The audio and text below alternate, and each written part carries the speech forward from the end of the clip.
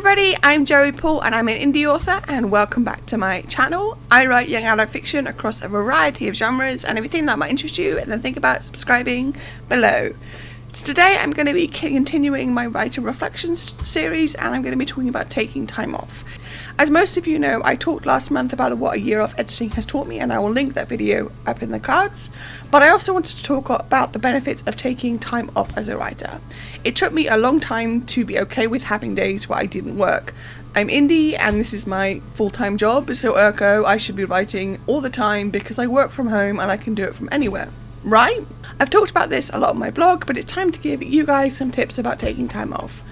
Number 1, why take time off? I get asked this a lot by people who work outside of the creative field. They think writing is easy and it's something I can do in bed, so therefore it's something I should be doing all the time.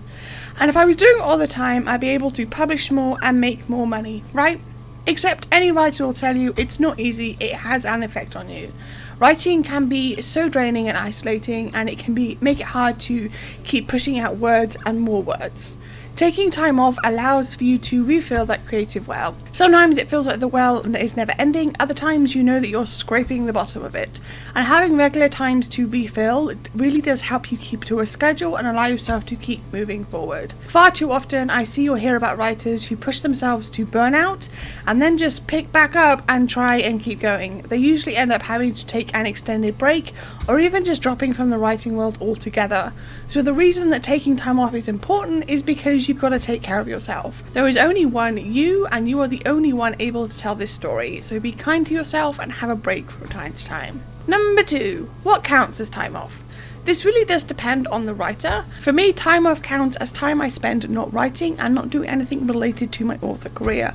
So no making promo or writing blog posts or blog scripts or recording videos and the like. I have a lot of time off throughout my month, but some of it is time off after having written something that day, and while this still counts, I see it more as downtime to recharge from the day's work. You get to decide what counts as time off for you. For some people, taking photos for Instagram and setting those all up on a schedule counts because they find it relaxing.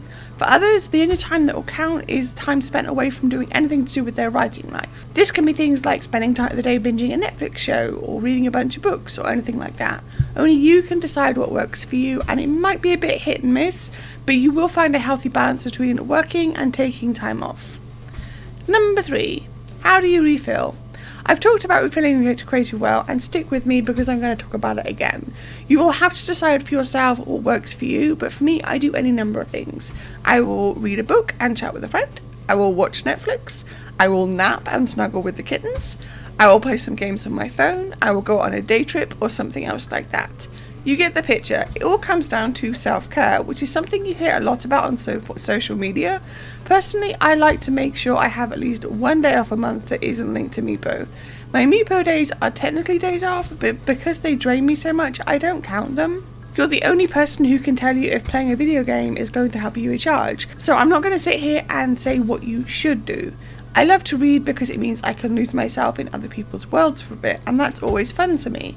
But I also know writers who much prefer sitting down and playing a video game for a while.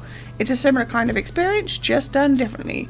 We are all wildly different, and that's okay. So taking time off is something that is really, really important for a writer, or any creative, but definitely for a writer, and it's something that you don't have to earn. I think too often people get caught up in the idea that they have to earn their time off, and that's not true. Time off should be given no matter what. So do you have any tips for taking time off? Let me know in the comments down below. So that's all I've got time for today. If you want to support my channel, you can comment, like or subscribe. I post new videos on Thursdays. You can find me all over social media, and my books are available everywhere. And don't forget to pick up Lights Off, which is the third in a young adult dystopian trilogy. And also don't forget to grab a ticket for Author City in Birmingham in July 2023, where I'll be signing books. All the links to which are listed below. Thanks for watching, and remember to keep writing. Bye!